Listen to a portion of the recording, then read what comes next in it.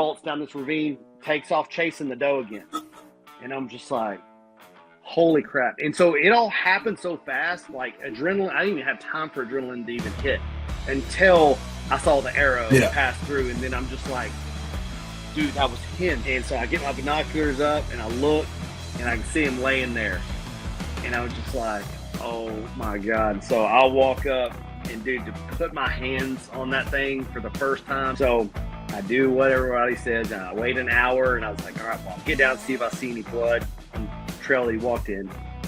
So I wait an hour, get down and go look, and there's blood just poured out everywhere. Tejas. Still two.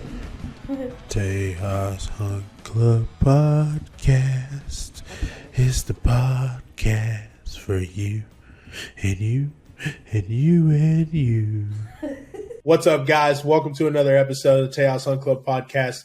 This week, we're going to be sitting down with Chad Jones and talking whitetail. We're going to be talking hunting on the King Ranch and how he grew up and how he was introduced to the outdoors by his dad. This is a great episode. We get into some big whitetail stories. Thanks again for tuning into the podcast, whether you watch it or you just listen to it. We really appreciate it.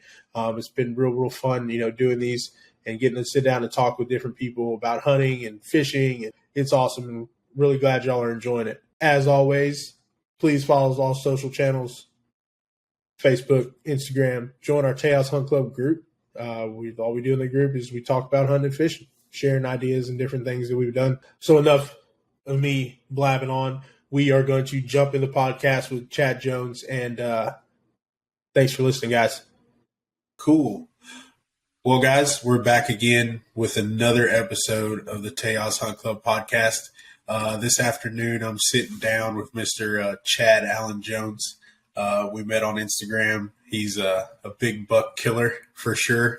He hunts whitetails pretty heavy, and he also likes to hunt turkeys. So we definitely got along right off from the start. So glad to have him on the podcast today. Thank y'all for listening. And first up, I'm just going to let Chad do a little introduction about himself, how he grew up, where he grew up, and how he got started hunting. Well, Brandon, appreciate you having me on, man. Obviously, we clicked right from the start. Anytime you get me started talking about hunting, buddy, you might as well sit down. So, but yeah, so for me, starting out hunting, I mean, when people kind of say it's in their blood and in their heritage, I mean, it's literally in my blood. I started getting drug around by my dad when I was 4. And it was kind of one of those things to where he hunted a lot of public land. And so he would take me and my brother, and obviously we weren't old enough to know anything from anything at that point, but he would take a camouflage tarp and he'd find a tree, take some old pole climbers, climb up there, but he'd wrap me and my brother up in a camo tarp. And we would just sit there and, play with stuff and mess around, while he would hunt. And of course, it was kind of one of those things. I'm sure he wasn't, he didn't have high expectations, taking a couple young kids around that are, freaked out by every noise. I'm like, hey, Dad, what's that?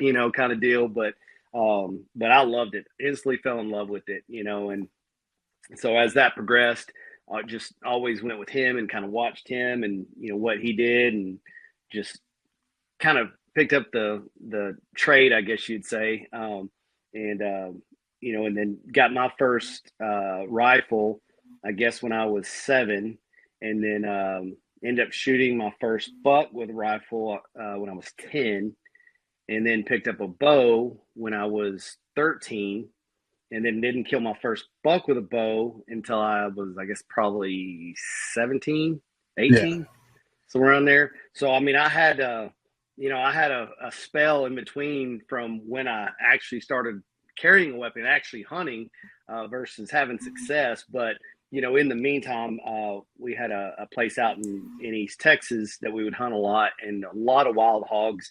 And so I've shot countless numbers of those. And so that's pretty much what I grew up doing, was hunting pigs. And then if I got lucky and shot a deer, then that was it. But man, that's how it started for me. It was at an early age, tent camping and, going for the whole weekend. And, I loved it. I couldn't wait for it, man. It was awesome. Yeah. And that's pretty cool too, like to hear your story with that, because, you said your dad, you grew up going on public land with your dad. And as we know in Texas, we don't have much public land.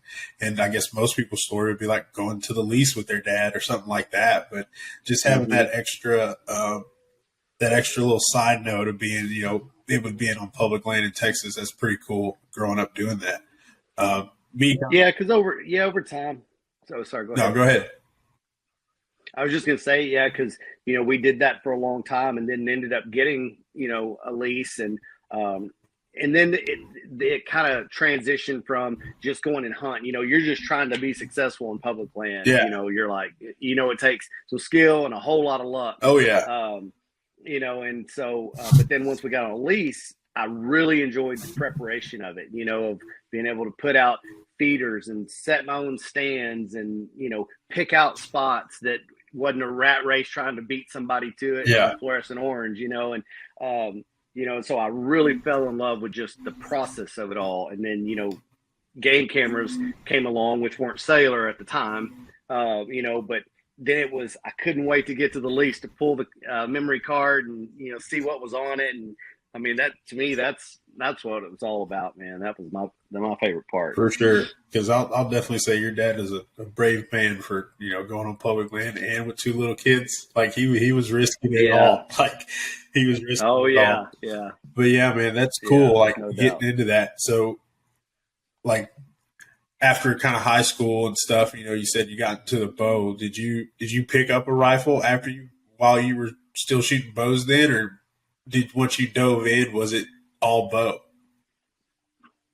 Man, it was, so once I started hunting with a bow, it was a lot of time spent and a whole lot of not having any success. So I kind of always drifted a little bit back to my rifle just to be able to get something, and anyway. And so, but then once I got my first bow kill, it was game over at that point. Then I was just addicted to it. Then to me, the hunting with a rifle was like, man, this is easy. Now it's like, if I see one, I'm going to kill one versus, a whole lot of nerves. You got to bottle up and make the right decisions and be so close. And I mean, the challenge went through the roof. Yeah. And that's what I gravitated towards, because, it turned into just killing a deer with my bow to then getting selective about the deer that I want to kill with my bow. And, and each year you want to try to better the year before. And then I just become addicted to it. And so I'll say, I mean, it's not that I just hung up the rifle and didn't ever use it. I mean, I still gun hunt some, but it's kind of just special occasions. If I'm going somewhere like way out West Texas where it's just as far as I can see and not many trees or, somewhere where it's like I'm needing to be successful on the only weekend I've got an opportunity to get invited to hunt somewhere, something like that, I'll take my bow and rifle to where, I at least have the opportunity. But, my first passion at this point is my bow always. Yeah, definitely. Like growing up, we always shot rifles. Like I really didn't know anybody that used a bow to hunt with. And I had friends that shot archery and like in 4-H and stuff. So they had bows, but they were target bows. Not that many people hunted with them. It was all rifle.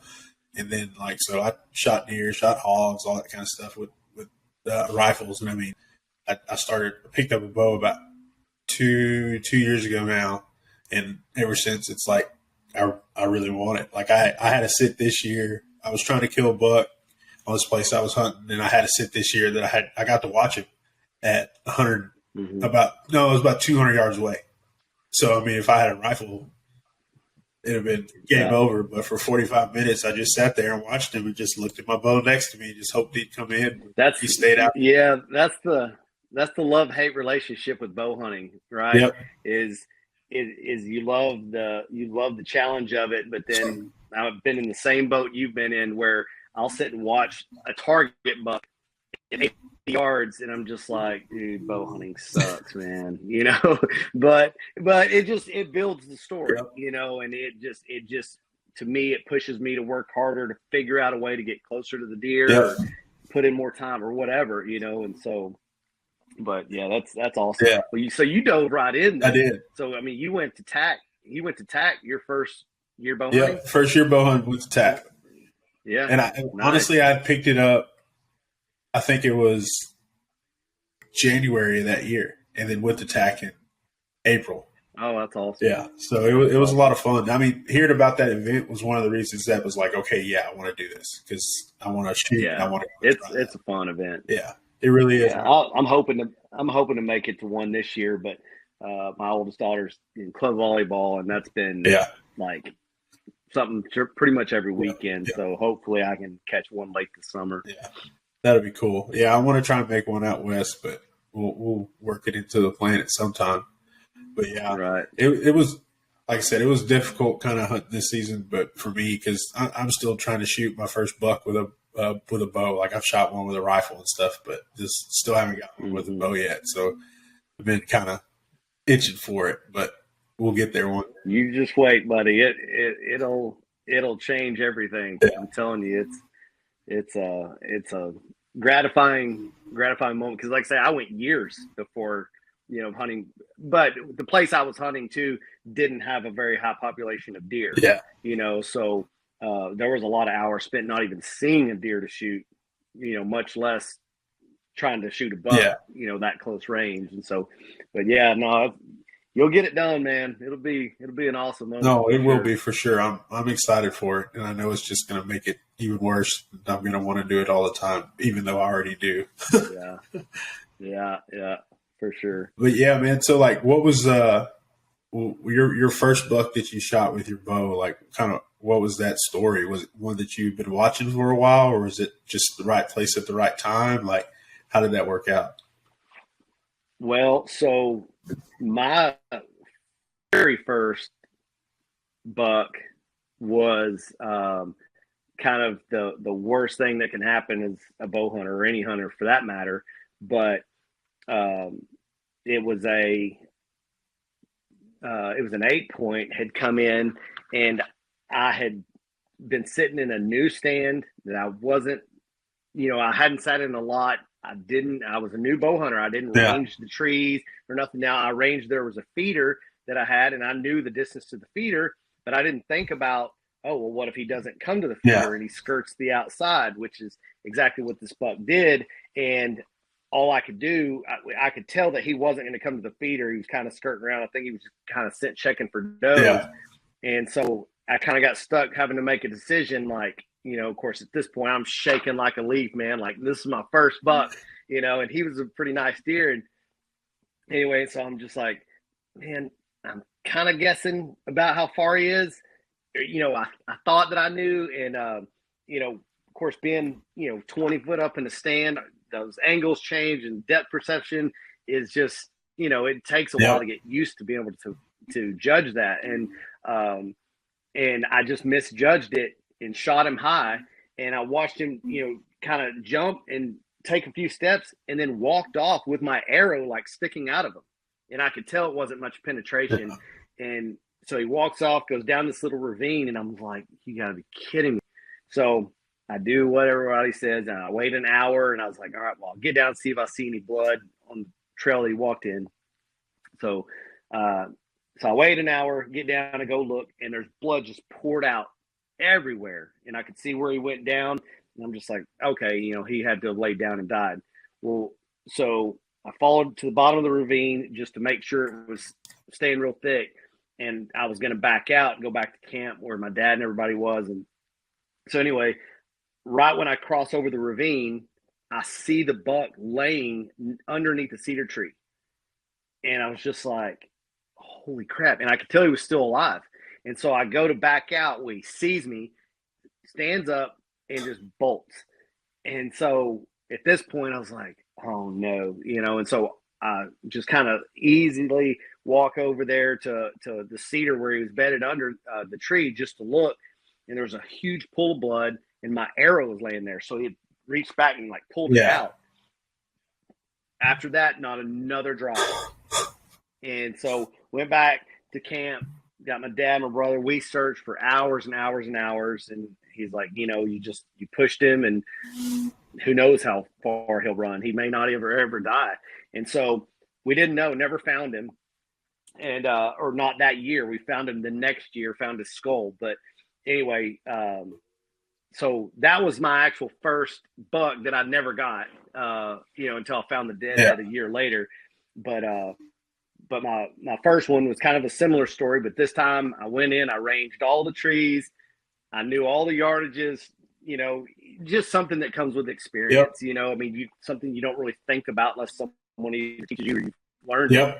So I ranged all the trees, and another heavy chocolate 8-point comes in, and he gets in at 22 yards, pull back, settle the pin, shoot, make a perfect shot. He runs about 30 yards, falls over, and of course I'm just like, finally, this is amazing, because it'd been, like 3 years and 4 years, really going on 4 years. And anyway, and so it was just a gratifying experience, but you just build on that each year. And and so the next year I was hoping I'd shoot a bigger one, ended up shooting a little smaller 6-point, and so but it was just for the love of bow hunting at that point. Everyone always dreams of shooting a big one, but for me, it was just the challenge. It's like, I didn't even pick up my gun. It was like, okay, I could go and shoot one this weekend, but it was like, I had to kill one with my bow at that point. There was no turning back. Oh yeah. I hear you, man. And kind of like with the first doe I ever shot, I was kind of not the same story, but I wound up shooting her high, and I spined her. So that was like, she didn't run off. She was just right there. But it was like, the initial reaction to that is like, that's not what I wanted to do. Like that. Traumatizing experience. Not how I wanted that to go down. But I mean, I got out and I wanted to, finish her off and everything. But like, it was just, like you said, a learning experience. And every time you just kind of build on that, and you just apply different things. Like you said, like next time you went in, you were ranging things. And then next time, you forget to draw your bow back, and you see something or hit something and you don't have room. Well, then time after that, you're going to make sure you draw your bow back and try to make sure it fits 100%. If you're the blind or the tree. Always learning. Yeah. Always learning. Always. Those were your first bucks. What was I know you've killed some pretty big ones. A few of them. Yeah. So that was hunting some leases that, like I said, we were hunting public land. I still hunt public land. So it's just, I enjoy it. It kind of went to bow hunting to then enjoying the challenge of bow hunting on public land. It just kind of escalates into just challenging myself. But, so those bucks I'd shot in Oklahoma on a lease that we had there in Tishomingo, southern Oklahoma. And then I had hunted my very first deer I killed with a rifle. I shot at Crockett National Forest there in East Texas. And so, just over the years, shot deer kind of, here and there and whatever. But then where I live at, which is in North Texas, it's Collin County, and they opened up a deer season in 2012. And so, of course, it was, instead of traveling to Oklahoma every other weekend through deer season, then it was like, man, I'll find a lease in Collin County, next to home, and be the best of both worlds. And so I ended up finding a lease here, and I didn't kill one. My first couple of years. Not that I couldn't have. I just, I knew there were some bigger deer, and it was just, they didn't get within range. I mean, I saw some, just didn't get within range, because it's a bow-only county too. It's one of only 4 bow-only counties in all of Texas. And anyway, and so just opportunity didn't present itself, and I wasn't going to shoot, a little small buck just to shoot one, And plus, it's a one buck county, and so first couple of years I didn't shoot anything, and then I ended up shooting a little smaller. He was a coal buck. He had like super long spike on one side and 3 points on the other. And he was an old deer. He was 6-year-old. I mean, he was just bad genetics. And so I ended up shooting him one year, and And then 2018, which was the year that I was actually on a lease, but not seeing anything all through the summer. And then I got a call from a buddy. It was like, hey, man, there's a lease opportunity at this one spot that I was familiar with. I had some friends that had hunted it years previous. And he's like, you interested in getting on? I was like, yeah, count me in, because I knew there was good deer in this area. And so we get on the lease, or I get on the lease November 1st. Okay. And so I'm itching to go down there, put out trail cameras. So I take some cellular cameras. I go out and do some scouting. And while I'm out looking around, I find kind of this oak patch.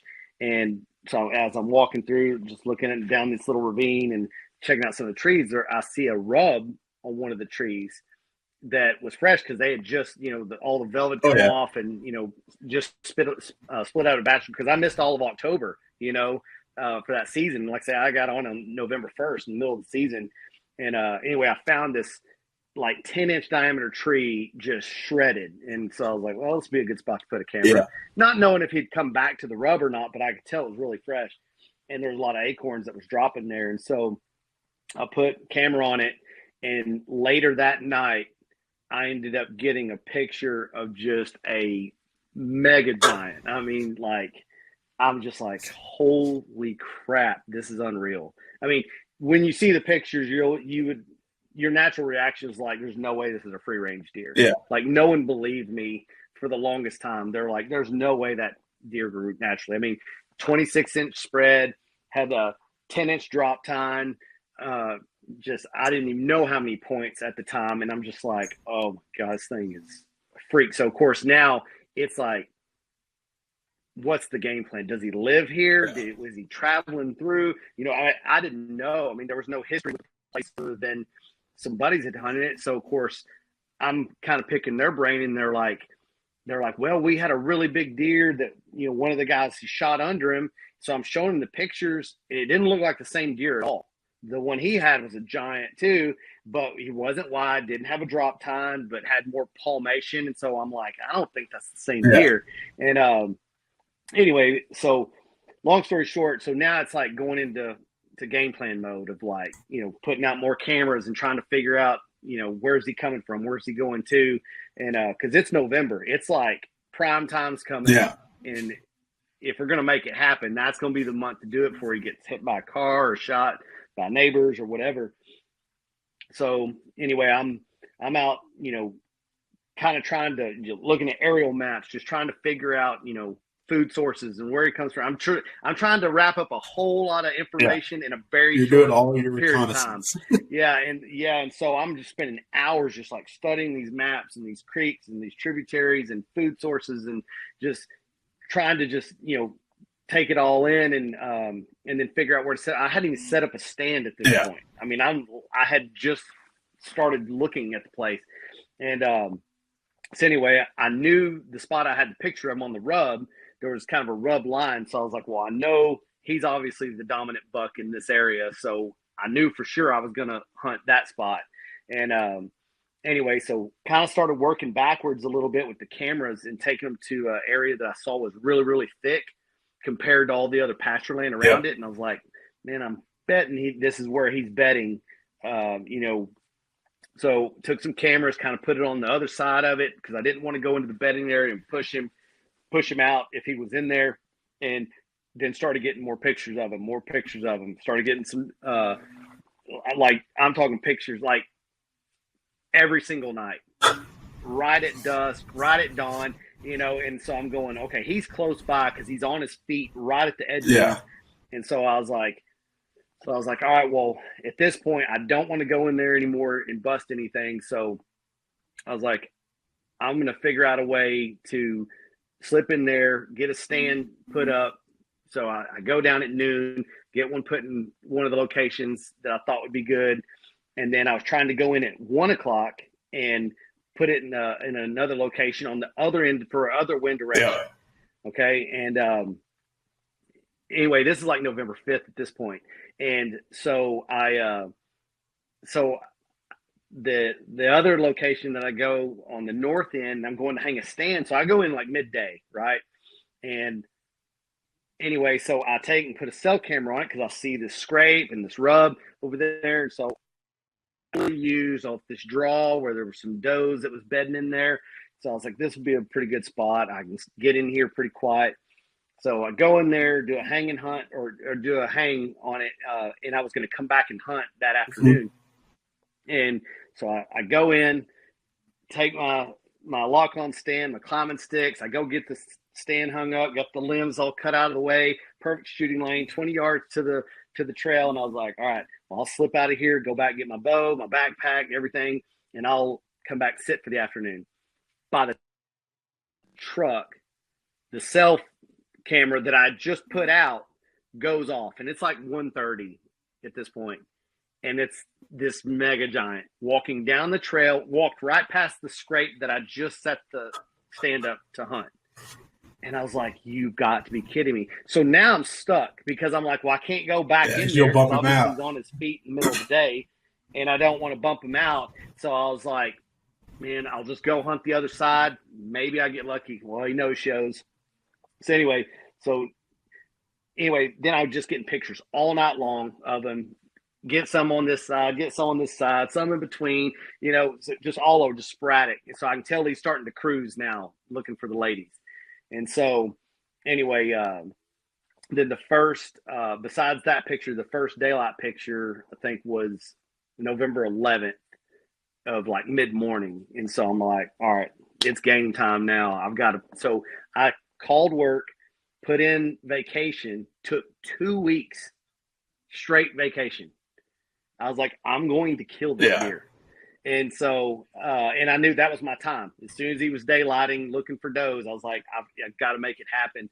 And, I knew it was a buck of a lifetime. I knew it was going to take a whole lot of luck, being at the right place, the right time, being within range. I mean, a whole lot of factors, but I was like, dude, it's worth it. So I called my boss. He's like, it's your vacation, do what you want, And so I was like, all right, man. So anyway, so I hunt every single day. Of course, I'm changing locations because of wind directions and all that, but I hunt every single day. Thanksgiving morning, which that year was on November 22nd, another buddy of mine was hunting, and he texts me and says, hey, the drop tine buck is headed south toward you. Well, this was at like 8:50 when he texted me, and I was only going to hunt until like 9 o'clock because I was hosting Thanksgiving dinner at my house. And of course, my wife's like, hey, don't be late, all this stuff. I was like, I'm just going to go hunt for a couple of hours. I'll be home. It's fine. Not even thinking anything about it. And anyway, so didn't take my GoPro, nothing. I guess I just went. I'd already hunted for 2 weeks and no opportunity at him, and so it was kind of one of those deals to where it's just like, okay, it's, what are you going to do at this point? And so, anyway, my buddy texted me, says, hey, the drop tine buck is, headed south towards you. And he was hunting about 3/4 of a mile from me. So I'm like, dude, there's no way he's going to follow this doe this far, And so, so anyway, I'm sitting there, I'm kind of looking at my watch, like, what I do is get up and leave. Well, about this time I hear running like through the woods coming from the north. And so I'm sitting there watching across this pasture. And then there's a finger of trees between me and the pasture. And I'm on the other finger of trees where the big rub was that I originally had the picture. And I'm sitting behind a ghost blind because the wind was out of the north and there's a creek to my south. And so instead of sitting in my stand, I sat behind the ghost blind on the ground, which are mirrored panels. I don't know if you've seen them, but so they're mirrored panels that reflect off the ground. So I was sitting there knowing that nothing could come behind me on the creek and smell me. And so anyway, so I'm hearing this running, and I look over and I see this doe just, full speed barreling down, and she turns and starts running straight at me. And I was just like, dude, she's not going to see me sitting here on the ground behind these panels. It just looks like grass and vines. And So I was like, she's going to run over me. I mean, she's like, I'm talking like running straight at me. And so I was just like, so I kind of start swiveling a little bit in my chair to get turned, because I'm sitting there thinking, I'm going to have to like stand up and spook her, if she doesn't turn. Well, I can see her angle changes just a little, and she runs and stops 8 yards from me. And she stops and looks back, and of course there's tongues hanging out. She's panting, and I mean, dude, I'm like so close. I mean, I can see her eyelashes and everything. I'm like, holy crap. And I'm just frozen while I'm looking at her like to the side, and I can hear running and grunting coming from the direction she came from. Well, I can't look because she's so close. So I'm like trying my hardest to like look out of the corner of my eye and see what it is. And so luckily she takes out bolts again and kind of loops around. But when she does, I look over, and all I can see is the drop tine hanging down and just this freaking monster running, taking the same path right at me. And I was just like, so at this point I'm going, I can't move to get drawn back or do anything. And so I was just like, holy crap, he's about to stop where she just was. And I'm really screwed because he's like right on top of me. And so I came draw back, kind of playing this out in my mind, going, how do I give me a chance? Well, luckily when she took off, she kind of made a big loop, and he went to cut her off, and it changed his angle. So he was quartering away from me, but he was still trotting. And like he had his head down, kind of like looking at her. So right when he changes his angle, he gets behind this tree that had some low-hanging limbs, and I pull back. And luckily, I'd already ranged all the trees. I knew where everything was at, and I could see a tree that he was about to pass that I knew was at 40 yards. And normally, I would never take a shot that far, especially on a deer that was still moving, But he wasn't alert. I mean, he wasn't paying attention to anything. He was worried about her. And so anyway, I draw back. I get it set right on the 40 where I knew he was about to pass through on the tree. And I'm just like, man, like progressively getting louder, not paying me any attention. And so it was like, dude, I put in so many hours. It's like, it's now or never. Cause it's like, he may run out of my life and never see him again, And so I just led a little bit on his front shoulder, let it go. And by the time he passed, it went right through and was a full pass through out the far side shoulder. Well, I see the arrow, the Luminoc fly out and laying on the ground. He bolts down this ravine, takes off chasing the doe again. And I'm just like, holy crap. And so it all happened so fast, like adrenaline. I didn't even have time for adrenaline to even hit until I saw the arrow pass through. And then I'm just like, dude, that was him. Like, this really just happened, And so then my very first buck experience came back to life of going, I didn't see him fall. Yeah. And I'm going, I'm not going to bump him. Right. And so I sit, and the first thing I think is, well, I'm going to be late for Thanksgiving because I'm already late at this point of when I was supposed to pack up and go home. And so anyway, so I text my wife. I was like, hey, I got him, but I'm going to be late. I don't want to push him, whatever. And so anyway, I wait probably, I'd say about 40 minutes. And then finally, I just couldn't take it any longer. So I was like, man, I'm just going to go really, really slow, creep in there and get my arrow. Yeah. So I get over there, get my arrow, and it's just coated in blood. But the first deer lost a bunch of blood. So I go down the little ravine, pouring out blood, same deal. And so I was like, all right, I'm going to get to the edge of this corner. I'm going to scan this little edge of this pasture where he went through chasing the doe. If I don't see him, I'm backing out. I'll just come back later. I'm not going through this again. And so, and I'm getting ready to get my binoculars and look out across there, and I see horns sticking up out of the grass. And so I get my binoculars up and I look, and I can see him laying there. And I was just like, oh my God. So I'll walk up, and dude, to put my hands on that thing for the first time, pictures, literally like hundreds and hundreds of pictures of them.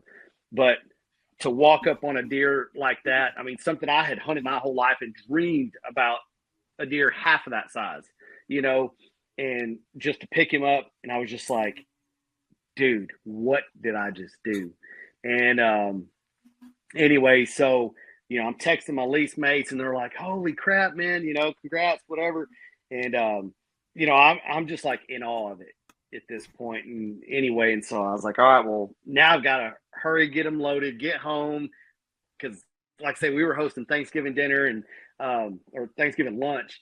And so I take off back to the truck and I'm like, man, I got to try to drag this thing out here. But I was a long ways back there. So I was like, man, I'm going to be so late. And, well, there were some guys that was there working. They had cattle on the place and they're like, hey, we'll help you out. So they come down, load them up on their Kawasaki mule, and I get him back. So I pull up to my house. Don't stop at the taxidermist, butcher shop, nothing. I tag him, show up at my house with this deer head, hanging out the back. Of course, like all our relatives, like from all over, are coming out. They're like, "Oh my God, y'all have this here?" And I was like, "No." I was like, "This is like a deer of a lifetime that I just got extremely lucky on Thanksgiving Day." Dude, and so it was an amazing experience, and so. Once that happened, I didn't even have social media at the time. And so once the pictures started getting out, it went like wildfire. And Cable Smith with Lone Star Outdoor Show was like, hey, does anybody know this guy? And some friends of mine that recognized me was like, hey, I know him. So they got us in touch with each other. I went on his show, did a podcast with him. And, of course, he's like, hey, what's your Instagram handle? I was like, what do you mean? And he's like, how do you not have Instagram? And I was like, I don't know. I had Facebook, but I never really was on it. And anyway, and so he's like, oh, dude, you got to get one so I can, tag you in it, whatever. So I ended up creating a Facebook page or a Instagram page, and he tagged me in it. Of course, I ended up getting a ton of followers just, from him posting that. And then, of course, later all the antis, and I ended up getting that account banned last March and had to start all over again. Yeah, I remember that. Anyway, and so it opened a bunch of doors because once it was on his show, which he's got a huge following. Yeah. If you're talking about podcasting in the hunting space, and especially in Texas, if you don't listen to Cable Show, Lone Star Outdoor Show, you're living under a rock. That's for sure. Yeah, for sure. And super cool dude, man. And we ended up becoming really good friends. And so it, once it went on to his show, then it really reached a lot of people. And then I had Texas Trophy Hunters reach out to me. I was in their magazine, North American Whitetail. I was in their magazine, Buckmasters. I was on the cover of Rack magazine for Buckmasters. Yeah.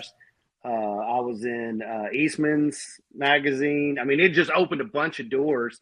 And of course, I'm like, dude, this is amazing. Like, I just like to hunt, and for it to kind of segue me into the hunting industry and start meeting a bunch of cool people and get to do cool stuff. It was like just a dream come true. And so, the buck got officially scored, and it netted 233, and so that ended up becoming the largest buck killed with a gun or bow in Texas for the year 2018.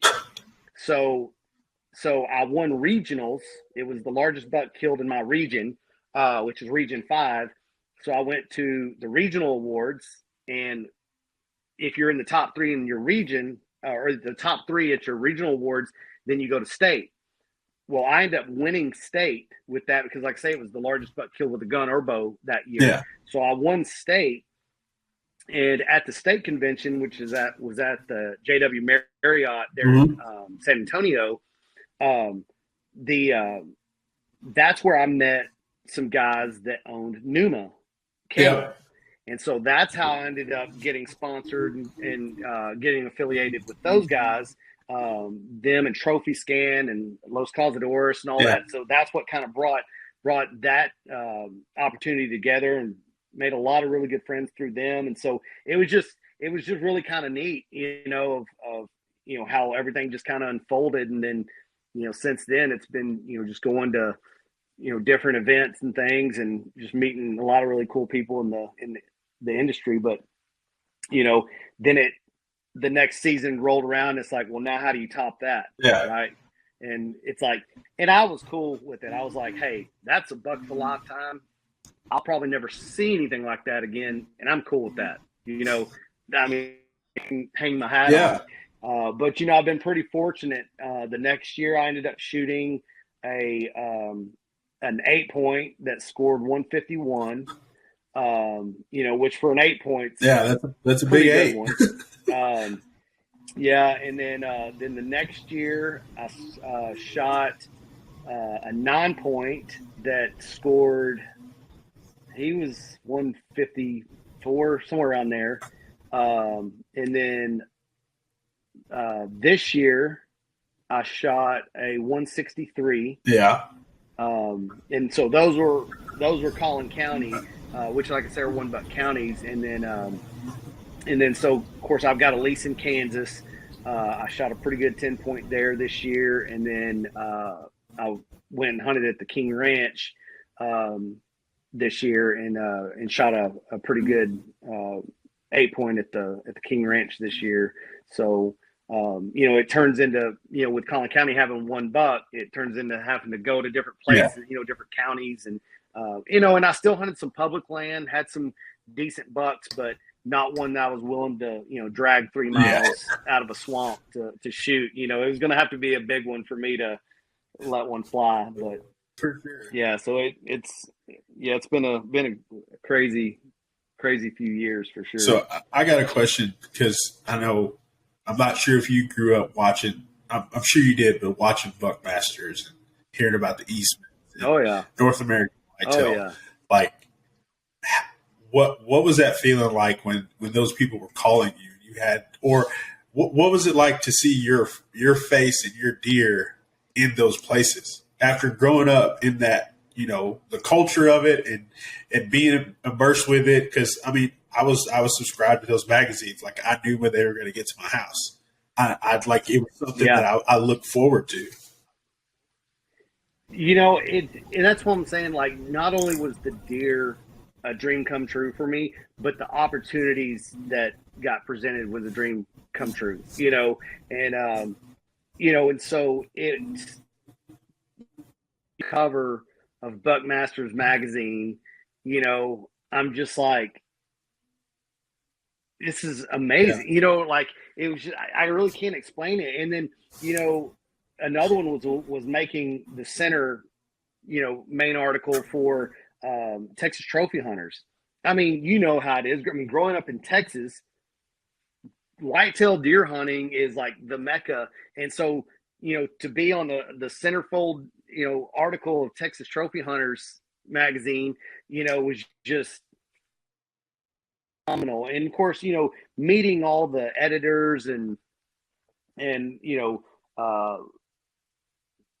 photographers, everybody that, just the whole staff that goes into those magazines, everybody's just super cool. Everybody can relate to it, and I think at first I didn't realize the magnitude of the deer that I shot until you start looking around going, there's really not that many deer that big that have been shot.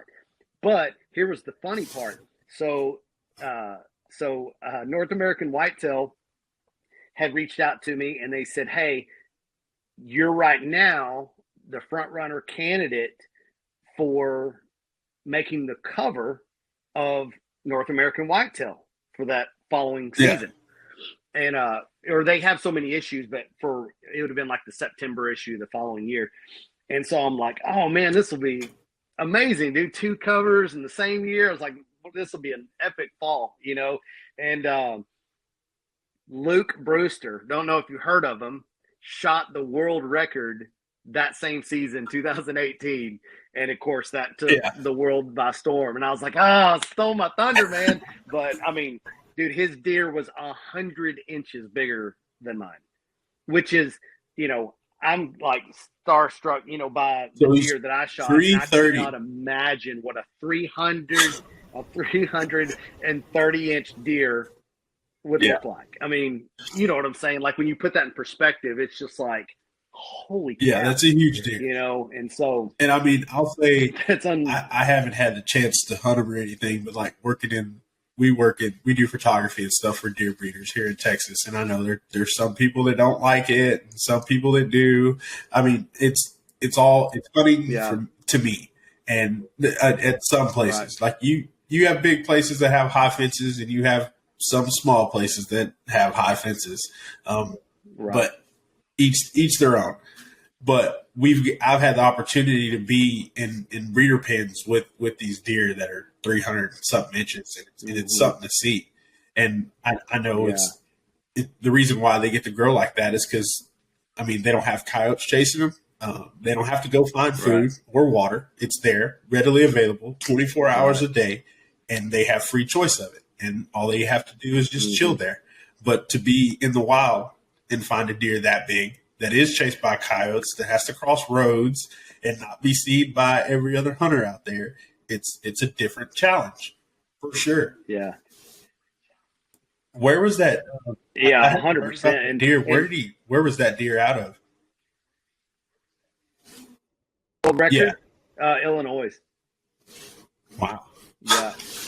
Yeah. And so, so he shot that one in 2018. And so of course he got the cover of that one. And so I was like, hey, dude, anybody who shoots a deer like that deserves the cover of anything. Anything. And so, but so it was, So, but I mean, that's the cool part, that's where, like, hope is not lost for people, is because everyone kept saying that. They're like, well, you might as well just hang it up. You'll never shoot one, like that again.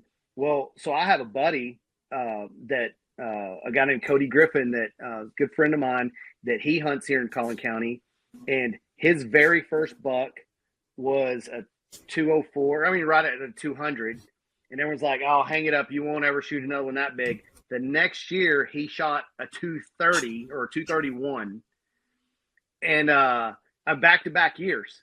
And so you're kind of going, I mean, it's possible, and so I look at that the same way of going, is this the year that a 300 inch deer gets shot in Collin County? I mean, who knows? Just hunt the period.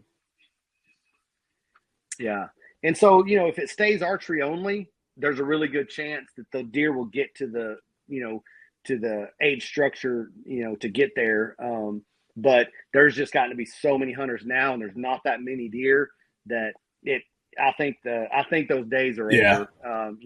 You'll occasionally see some big ones get shot that come off of some of the, like, core land and government land, that's kind of a sanctuary to them, but it won't be in the numbers of what it has been, just because between development and the amount of hunters coming, because every year since Collin County opened a deer season, which was 2012, there's been a 200-inch deer shot every year.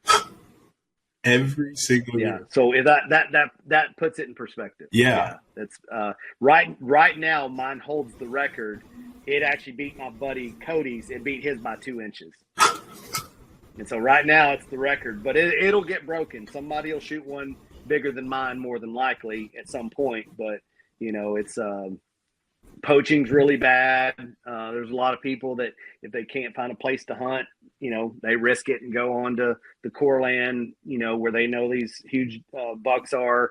People go out to a herd museum. It's a wildlife sanctuary. Catch people poaching deer there every year. I mean, it's just, it's at some point you wish they'd just cut people's hands off, that can't do it the right way. And it doesn't. I don't understand the risk in that, because if you think you're going to go in here, it's not, obviously it's not for the fact that you want to eat it. It's for the fact that you just want to kill a big deer. But then what are you going to do with it? Are you going to hide it in your house? You can't talk to anybody about it if you kill it. Right. Yeah. And then if you do, when you do get caught, that's what gets them busted. Because you're going to mess up and somebody's going to take a picture of it, especially nowadays, you're never going to hunt again for the rest of your life. Or legally. Well, that's what gets people busted. Yeah. Because they're shooting deer that are pretty recognizable. I mean, a lot of these are, they're non-typical bucks. The genetics, a lot of them are just non-typicals. Yeah. Just freaks. And a lot of them have characteristics that are not hard to determine which deer they are, and especially like from year to year if you're watching them. And so I don't get it either. It's just like, what is there, to do with, I mean, anybody can shoot a monster if you go shoot one illegally. Yeah. I mean, I'll just go shoot one at night. I can probably shoot one bigger than the one I've just shot. But what good does that do anybody if you have to hide it, And there was a guy in Denton County. It's like a county over from us. This is a few years, 3-4 years ago. He would have had the new state record. And he shot it at night. And it's just like stupid, man. I mean, I don't know, whatever. It's the frustrating part for me is all the hunters that do it the right way. They put in the work, they put in the time, to get that opportunity to have the experience like I did of like, dude, I've dreamed about shooting a buck like this, and all that hard work and dedication pays off just for some idiot to go out there and do it the wrong way. It's like, dude, anybody can shoot big deer if I want to go take a spotlight. You know what I mean? It's just, I don't know. It's sorry, man. Like I despise poachers, if you can't tell. I don't have time for that. I'm not a big fan of them either. I mean, it's hard enough as it is, doing what we do with different people trying to stop it, and then that just adds ammo to them, and it makes us look bad as hunters. And if you can't, do it the right way, there's no sense in really doing it. Right. Yeah, I'm with you. But yeah, it's it's been awesome, and but everyone always they come back to the same story. Well, what are you going to do now? Hang it up. Might as well just shoot something else, pick up another. And to me, I'm like, I just love it. If I don't ever have the opportunity to another 200-inch deer, so be it. It's what I'll pursue. It will either one of two options. It'll either be the oldest, most mature deer that I see or have the opportunity at, or it'll be one with some kind of like cool characteristics or just something neat about it, that I like. And it doesn't have to score the most. Just just whatever intrigues me that I want to go, okay, this is the one I want to chase, because then it becomes the challenge of going, this is I want to kill a specific deer, not just and like a you deer, said too. It's like the management part of it comes into it also. And now you want to see that guy, that deer at 3 and at 4 and at 5 and at 6 and at 7, and then you take him in. Well, especially if you're finding their sheds, and then it starts building a story, with some of these deer to where now you've got their sheds from, and it kind of builds that timeline. I mean, to me, that's what it's all about, and that's why I enjoy the preparation. Like at the end of the season, I go out and I start shed hunting, and I start looking for the sheds to then go, well, hopefully I'm building a piece of the puzzle to a buck that's going to be a giant next year that maybe I'll get him, or if I don't, maybe somebody I know gets him and I can give them the sheds and kind of build the story for them, and so it's, I love it, man. I mean, there's nothing better. So I know whitetails are your favorite, but you hunt living in Texas. I mean, you hunt exotics too? I have, of course, I know down like San Antonio area, there's, some free ranging like axis and stuff like that. But in North Texas, we don't have any. And so, I've gone to some high fence ranches, and I've shot black buck, some fallow, axis, things like that, that we don't have the opportunity unless we go to a high fence here or unless we, drive somewhere else. But, and I get what you're saying in terms of the high fence ranches too, because a lot of people look down on that, but for me, it was something exotic of going, okay, well, I'm not traveling to India to go shoot a black buck, and I have the opportunity to go hunt one here. Why wouldn't I? And, I know some people look at that and they're like, man, it's like shooting fish in a barrel. Well, not the ranches I went to. They're like 6,000 acres, and sometimes you're lucky to even see an animal shoot. And I'm kind of like we said, I know that there's places, that have smaller pastures, and they're running hunters through. Right. I don't agree with it. I won't participate with it. But I also know that hunter paid for a license. He bought ammo. He bought a rifle or a bow or bought hunting clothes. So I know that some of that money is going back to conservation where it needs to go. I just won't participate in that. But good for him. If he shoots a 340-inch whitetail on a high fence, I'm going to tell him, good job. Great. Hope you had a great time. I'm definitely not going to be like, oh, well, you shot it under a high fence. It doesn't count. If it tripped your trigger, if it got you excited, that's what it is. And I don't understand too that some of those guys, work in Houston, work in town. They don't have time to or have the opportunity to hunt their own place. I mean, they're trying to go in, they want to hunt, they want to kill something, and they have to go back to work. It all kind of just has different things that come into it. But yeah, I mean, I love hunting exotics. Like you said, I'm with you. Those bigger places. Good luck trying to find them. Good luck trying to find them. Mm-hmm. Yeah, it's I get it. And to each his own. Like I say, I'm not going to knock anybody that hunts a high fence because especially if you try to get a lease anytime as of late, dude, it's almost impossible to find a deer lease. And if you find one, they're outrageously priced. So I can see how somebody might go, okay, well, I'm going to go spend $5,000 on the lease, but then I got to buy corn, travel, trail cameras, batteries, which are freaking like $30 for like 6 of them now.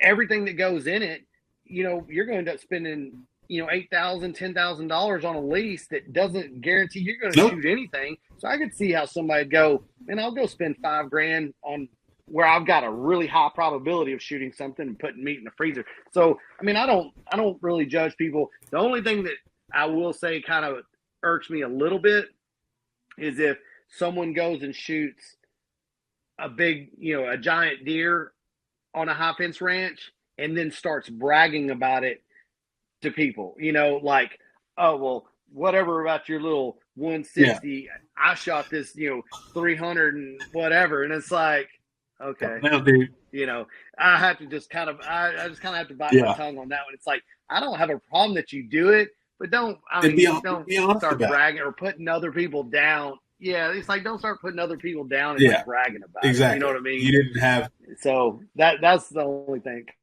Yeah, agreed, man. Agreed. So, what was it like hunting on the King Ranch, man? Like, that's a hunt dream for any kid growing up in Texas that knows anything. Hunting on the King Ranch is probably high on the list. You were kind of talking about, growing up, like hearing stuff. I grew up hearing of the King Ranch. It's like the Mecca of hunting, right? And so I've been pretty fortunate. I have a really good friend that actually has a 10,000 acre lease on the King Ranch, and he's invited me to come up and hunt. And dude, it's another world, and like I say, me growing up hunting southern Oklahoma, wasn't real high deer populations. East Texas wasn't high deer populations, and definitely not a lot of really big deer. And then North Texas just recently opening a season in 2012, not high populations of deer, to then go down there where deer, and I'm talking big deer, like, because it's pristinely well kept. I mean, top-notch management program that they run up there. The deer have to be 5.5 or older before they can shoot them. So I'm seeing some huge deer. I'm talking like some giants, like 160s, 170s at like 3 years old. And they're like, oh yeah, we can't shoot those. And I'm like, what? I was like, anybody would shoot this deer. I hear you. So to me, it's been cool because they let me come up there and shoot management bucks, which, I shot like 140-inch 8-point up there, and that's a management buck to them, which was a dream buck for me. I mean, I just kind of have a thing for 8 points as it is anyway, but gotten to shoot a javelina up there. I'd never shot a javelina. Even of all the pigs I've shot, I've never shot one of those. So I shot one of those last year when I went. The quail hunting's phenomenal, dove hunting, turkey hunting. I mean, dude, it's anything, nilgai. I mean, anything you want to shoot, they've got it. I mean, it's just, it's a hunter's paradise is about the only way I can describe it. I spent a little time down there it's my phenomenal. freshman year of college when I was going to Texas A&M Kingsville. And I was originally an animal science major, so we got to go on the King Ranch and do some stuff and like go look at horses and their horse program and all that. So I actually went by that college when I was down there, and we went by the King's estate and saw their house and all that stuff, and so it was cool. Just the history of that range alone, is just. I think everybody should go. Having their own school. Yeah. Yeah, it's very cool, very cool. Which the new Texas state record non-typical was just killed on the King Ranch last year. I can't remember the guy's name. Robert Bucher, I think is his name. It was 272. I think that's what it netted. 272, somewhere around there. 260, 267 net, something like that. But so I saw the mount. He had a full body mount of it, and it was at Hibbler's Taxidermy. And I saw it when I was up there. Just phenomenal. I was like, wow, it's incredible. That is definitely. But that place is it's one of a kind. Wildlife paradise for sure. It's awesome. No doubt. Yeah. So hopefully I can make it an annual thing to get up there and hunt with those guys, because I mean, I could live there, man. I could live there and never leave. I hear you, man. I hear you. Yeah, it's awesome.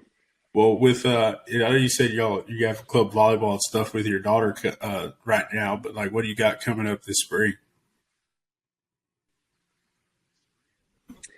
Well, so I've got a lease up in Pittsburgh, Kansas that during the summer, this last summer, I had a ton of turkeys. And so the plan was to go up there and turkey hunt this spring. But a buddy that I leased the property with, I need to catch up with him and see if he's been running any cameras to see if the turkeys have moved back in, because like right when the fall hit, the turkeys moved out. We didn't see any. But like during summer, we'd have like flocks of like 35, 40 of them, and so I'm hoping they facilitate back in here in the next few weeks, because my plan is to try to get up there and do some turkey. And that's what I was saying. It's like, man, we need to get together and go up there and shoot one, but I got to make sure there's something there. You know what I mean? And so, and of course, it's a pretty good hike. I mean, it's a long drive. And so I really want to make sure that the turkeys are in there, and I'm not just driving up there and I'm calling and nothing responded, and there's not any for 6 miles from me. Are those Rios now, up there? There is some public land. Rios. Yeah. And there's some public land that's not too far from where my lease is, and I see they've got turkeys in there all the time. So that was like, well, maybe if I go to the lease and not be turkeys there, I'll go to public land. I need to kind of do some homework and ask some of the locals up there, how it is with turkey hunters, just because, I don't want to go up there and it just be like an ocean of people and everybody's like calling each other, what I mean? So, but I need to try to pull out some time to start focusing on that. Sir. That's it is. It really is. Like already we're here at the end of February, then March, then it opens up. I think the 18th for South Texas. So it's coming up soon, man. Yeah, for sure. What about you? You got a place to go? Probably film. I got a couple filming jobs that I'm gonna do down South Texas, and then I'm gonna go film in Arkansas also, and hunt up there. Wow. But I'll try and kill a bird in between there sometime. We'll see how it goes. It's cool for me because I get to shoot them with a camera, and I mean, I like shooting them. Yeah, don't get me wrong, but like the camera still gets it for me too, and making sure that footage looks good. Oh yeah, capturing that footage. And being able to get that on camera and film for somebody else too that kills it. That does it for me also. Yeah, that's been my deal. Is it's when I killed my big buck, everyone's like, "Did you get it on video?" And at the time, all I carried was a GoPro. I didn't have a Tacticam, nothing. Definitely not a handheld camera, video cam. And so I was like, no. And they're like, man, pay you for the pictures, for the publishing rights and everything for the magazines. But they're like, you could have made some good money if you had the video. So of course, then I'm like, all right, I got to go buy all this stuff. Oh my God. I didn't realize how difficult this is trying to film hunts, and then trying to remember to set everything up. And, and like I say, I started a YouTube channel just to kind of download this stuff, but my deal is I don't have a creative mind. So I get real impatient trying to make these videos and clips together. I'm just like, screw it. I'll just piece it all together and put it on there. So, but at least I still have for sure. I tell everybody, at least if parts it's of it, not for the purpose of posting it somewhere, just at least do it for watching it for later on. You show your kids, your grandkids, and all that stuff. Right. Yeah. No, it's awesome. But yeah, no, need to try to get you up there. I need to try to have some time and kind of see what's going on up in that area. Because I used to go up in Oklahoma a lot too, but there's not many birds there, and if they're not responding to your call, it is tough hunting. So I kind of slacked off on hunting them there. Just like I say, there just wasn't high enough numbers for me to spend the whole weekend going and chasing them up and down the Cottonmouth Mountains, So, but those are all easterns there. So. No, I tell people all the time, they're like, man, is turkey hunting fun? Because I used to be a huge, like, I don't care anything about turkeys. Like, watching Outdoor Channel when springtime came around, I was mad because all it was bass fishing and turkey hunting. And I hated it. Then I got to go and see it, and then I fell in love with it. But I always tell people, like, turkey hunting's fun, period, when the birds cooperate. I will say it can be. It's like it can be frustrating, but dude, when you call and they respond and come to the calls, it's hard to get much better than that. You know what I mean? It's a really cool experience. But yeah, there's times that you go and you call and it's just crickets, and it's like they're there, they're just not responding. That can be frustrating, because then you're like, well, dude, how am I I'm not going to stock up on these things, right? And so you kind of know you're out of the game if you can't get set up or in position or off the roost or something, and so, but it's the challenge of it. That's what makes it fun. For sure, man. For sure. Well, shoot, man, I don't want to keep you on here all night, but we'll have to save another one for another episode. But I do appreciate you coming on the podcast, talking a little hunting and stuff, and our friendship is growing from Instagram now, and having real conversations. That's why we kind of started this podcast. Just we talk to a lot of people on Instagram and stuff, but just wanted to talk to them and hear their side of things. So it was cool. Yeah, absolutely, man. I appreciate you having me on, and like I say, it's anytime I can talk about hunting or fishing or anything outdoor related, you got my attention, man. So like I say, I appreciate you reaching out, and always same here, man. Same here.